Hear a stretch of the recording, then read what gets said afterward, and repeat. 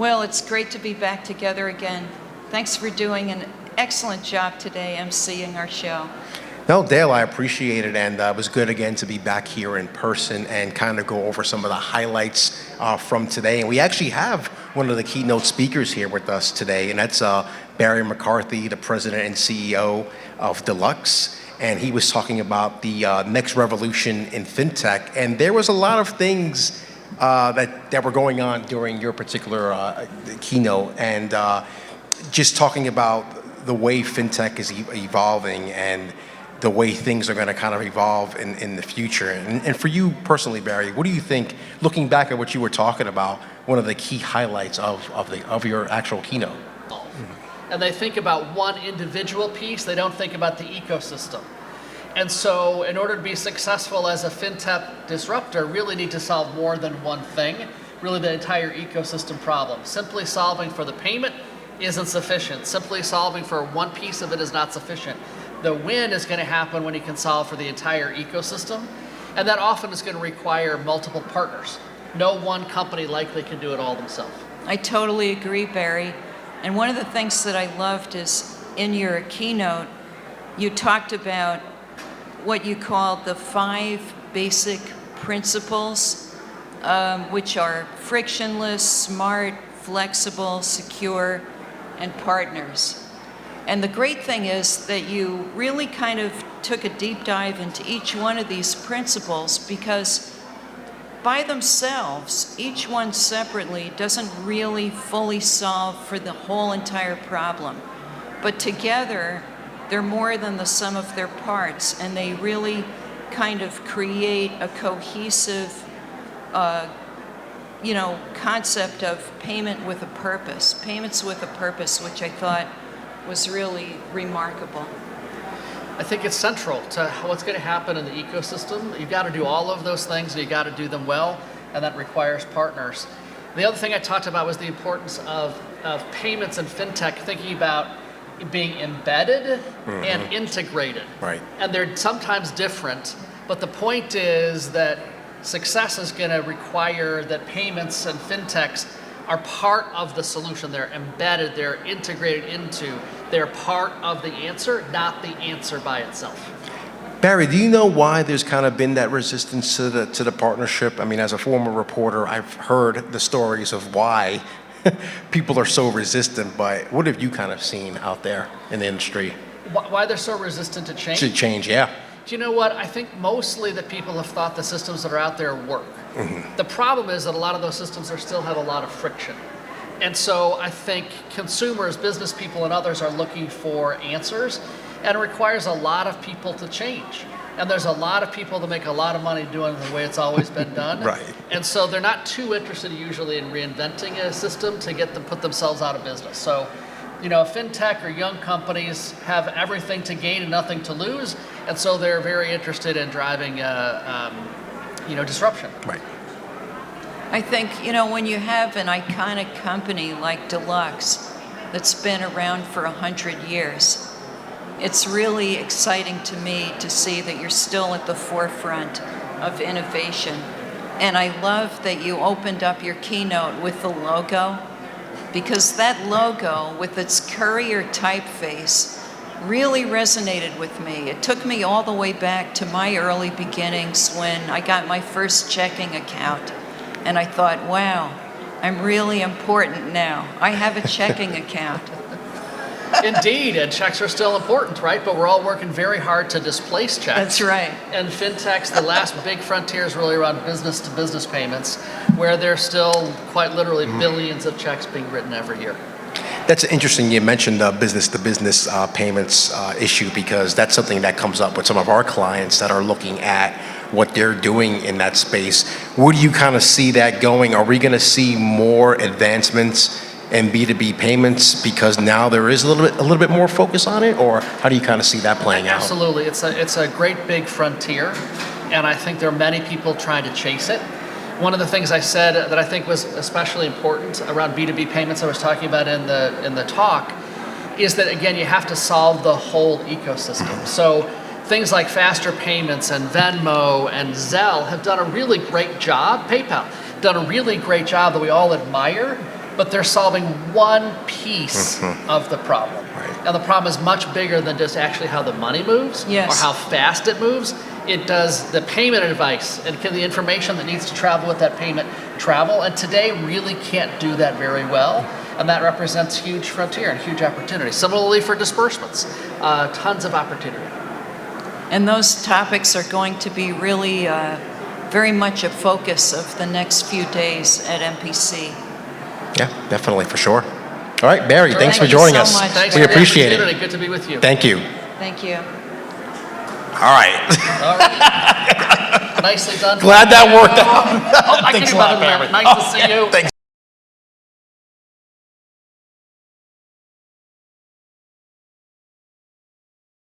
Peter Gordon from US Bank, it's so great to be with you today. And I want to thank you for opening MPC 22 with such an amazing workshop with US Bank. I love your theme, Build, Connect, and Innovate. And I think that it really resonated with our audience, and it set the tone for a day of vibrant discussions all around how our industry is really leaning into faster payments. And as a journalist who's been covering faster payments for a while, it was interesting for me to think about some of the early iterations of faster payments now being considered somewhat legacy. And that really kind of speaks to me about how fast our industry is moving. And what were some of the surprises for you during the workshop? What were some of the highlights that really just stood out to you? Yeah, I think probably the biggest surprise for me was how every panelist, from Microsoft to Kyriba to US Bank, were so consistent about meeting the customer where they are in the digital journey and how to embed payments. I've been talking to IBM, I've been talking to banks, been talking to fintechs. The consistent theme is embed your payments in how I do business and really build on that. And it was surprising to me how consistent the theme was. And we also had Elevon speak, and the card program of talking about payment facilitation, and then the account program that Ken talked about from US Bank on an FBO for benefit of. And those are really two sides of the same coin. So as you think, banking and payments are coming together. Payment facilitation, a card program, is coming together with an account program. So a little payment geeky, but really seeing the convergence, and that's on the horizon as customers want account-based payments and card-based payments. And really, if we talked about this 12 months, 18 months ago, people wouldn't know what we're talking about. Now it was common language, and whoever was presenting was on the same page. Really, I think we moved the industry forward, truly. I love it. And I also love the fact that the payment facilitation really emphasized the role of agility and in just seamless onboarding, instant merchant approvals, things that you really couldn't get before, that were just not available to anyone. And it's amazing to see all of the innovation that's happening in that space. Yeah, it's exciting. Clearly, on the Elevon side and the card side, we've done really advanced payment facilitator as a real product and service. And we hope to take that same rigor and that same approach for safety and soundness and build, innovate, and connecting, and bring that on the account side and the US Bank side. So our customers truly can get bank payments and card payments is one as we move this forward. I love it. I also love the format. Each workshop was centered around build, connect, innovate. So it all came together as a cohesive whole. Yeah. So, I can't take credit for that. So I have a good team, and that's the other thing is like US Bank's been really supportive of this next generation of payments, and we want to be the leaders. We are leaders in this space as we bring the power of banking and the power of payments together with Elevon and US Bank, and really meet our customers where they are on the journey and help them advance into the next really digital evolution. You can take total credit for delivering that message, Peter, because throughout the rest of the day, we all heard build, connect, innovate. My U.S. Bank folks would be proud just to know, build, connect, innovate. One thing I will ask, because I caught the tail end of this morning's workshops, the innovation part. How much more difficult, or maybe even easier, is it getting to innovate in the space right now? That's a great question. So we're a bank, and so innovation is really hard. But what we're trying to do is create the tools and technology to allow our customers to innovate. And that's really the secret, is if we can create, we have open banking and open APIs. If our customers can consume these, and we have roadmaps to allow our customers to consume both banking and card payment APIs. So where banking and payments meet it, we're doing work with some of the largest fintechs and banking companies in the world. We have done some pilots with Microsoft, and they have embedded our payments in their Microsoft ecosystem. So you don't have to reconcile a payment inside a Microsoft ERP. And so we're beginning to pilot things like that, which is really exciting. And I see many of those things, many of those innovations continuing as we move into 2023. You mentioned the partner side of it, and there have been various studies about whether banks are still, it's the whole buy, build, and acquire type of conversation that happens. And there have been talk about maybe banks kind of want to build their own thing now and rely less on partnerships. Is that accurate? Is it still good to get out there and be with partners that are only going to enhance U.S. Bank at the end of the day?